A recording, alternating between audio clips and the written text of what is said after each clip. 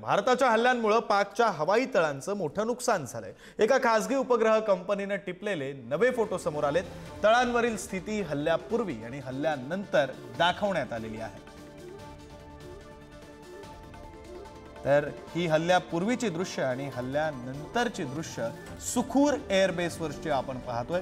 आधीच्या दृश्यांमध्ये एअरबेस व्यवस्थित असल्याचं दिसतंय, तर नंतरच्या दृश्यांमध्ये एअरबेसवर घाला बसल्याचं, एअरबेसवर हल्ला झाल्याचं स्पष्टपणे दिसतंय। एअरबेसचं नुकसान झाल्याचं दिसतंय। तर भेलोरी एअरबेसवरची दृश्य सुद्धा तशीच काहीशी या एअरबेसचं अधिकचं नुकसान झाल्याचं दिसतंय। पूर्वीच्या इमेजेसपेक्षा या एअरबेसची जी इमेजेस समोर आलेली आहेत आधीचं आणि नंतरचं, त्यामध्ये मोठं नुकसान झाल्याचं दिसतंय। भेलोरी नावाचं हे पाकिस्तानातलं एअरबेस।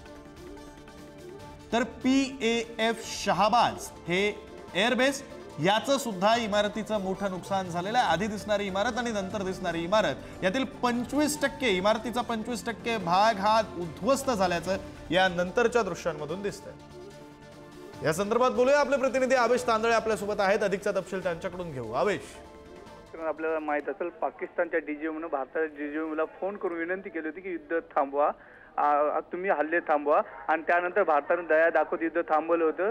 पण त्यानंतर पाकिस्तानच्या पंतप्रधान यांनी आम्ही विजयाचा दावा केला, पण आता सॅटेलाइटचे काही व्हिज्युअल आलेले आहेत।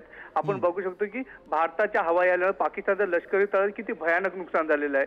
हे सगळे सॅटेलाइटच्या व्हिडिओमध्ये बघू शकतो आपण। सुकूर, भोलारी आणि जेकाबादच्या शहाबाज एअरबेसचं मोठ्या प्रमाणावर नुकसान झालंय। आपण त्या फोटोमध्ये बघू शकतो की पहिलं कसं एअरबेस होतं आणि त्याच्यानंतर भारताच्या हल्ल्यानंतर किती मोठ्या प्रमाणात नुकसान झालंय। या हल्ल्यामध्ये बघू शकतो तळावरची हँगर आणि इतर संघटना झालेला विध्वंस पूर्ण स्पष्ट दिसत आहे। त्या सॅटेलाइटच्या इमेज मधून जर हे दिसत असेल तर जवळून जर कॅमेरा इथून कळलं तर किती भयानक हल्ला असेल भारताने केला हे या व्हिडिओ मधून दिसते। विक्रांत, नाही, अगदी खरं आवेश, धन्यवाद तुम्ही दिलेल्या या सगळ्या तपशिलांसाठी।